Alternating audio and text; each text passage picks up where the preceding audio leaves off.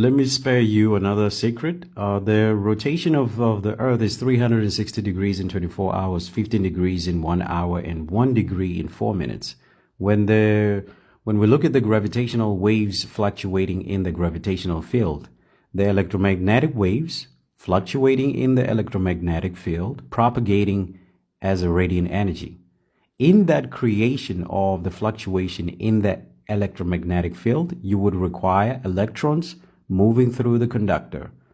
The act of that radio waves synthesis is carefully choreographed rhythmic dance of electrons in the copper wires, like perturbation, right? In still water that radiates outwards from the point of disturbance. So the precepts of the law of frequency, energy, vibration, light, sound, electricity is the fundamental laws upon which telegraphy, wireless telephone, and phonography is actually based. So now the financial markets are largely a reflection of a mass psychology of markets participants. However, it has nothing to do with psychological decision making. Nothing to do with that. And let's just remember one thing. Um, the the the the Okay, let me give you one or few others who actually lost money in the financial markets before I can pretty much give you a synopsis of what I'm saying. Daniel Drew made about 13 million in 1857 trading railroad stocks and lost it all. He was insolvent and he died impoverished, right? So inflationary conversion of 13 million at that time, 2024, it will have to be like 300 million today. So Daniel Sally made 15 million in cottons, trading the cotton market, and lost it all in 1904 when the market collapsed. Inflationary conversion of 2024 would have to be about 400 million, close enough to 13 million. So Jesse Livermore made about 100 million, equivalent to 3 billion today, trading stocks and commodities in 1929, and he lost it all. I wonder if you know who he actually borrowed money from after losing that money. Eugene G. Scales, who operated with James A. in 1909, made about 10 million, close enough to about 300 million as well, about 290 something million. Inflationary conversion to 2024, that's what you roughly actually have. So Alan Orion, or rather Durant C. Williams, lost over 100 million in 1910 and was forced out of his company, GM. That's an equivalent of how much? Is it 900 or 2 billion? So I'm trying to think of another one. Thomas Lawson lost about 40 million, inflationary conversion about that. I think it will be 900 million, 2024.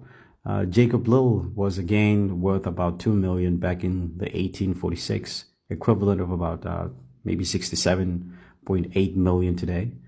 So Jay Gold made about 77 million. Do the conversion of that, above a billion. So Cornelius Wildebert made about 100 million. H.E. Harriman made about 300 million in railroad stocks. $8 billion. Inflationary conversion to today. The point of this is to say, until you follow the laws of the frequency, vibration, light, sounds, energy, it's highly impossible. There is no intelligibility for you to be profitable in the financial market. You can give yourself even 10 years or even 20 years, as long as you're following the laws without understanding the inversions are actually contingents to the aspects of the causality. Until you understand this, it's highly impossible for you to be lucrative in this game. But here's another interesting twist. If the markets are consolidated, how then can you identify? How would you know outside of just when the prices are already unfold, and therefore you would say that the markets are actually consolidated.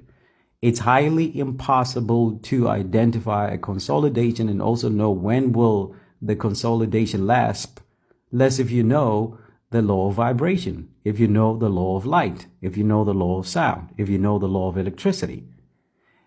You follow the science, or you follow the precepts of the laws of frequency, not human judgment in this field, in this discipline. That's where unfortunately 99% or even 95%, if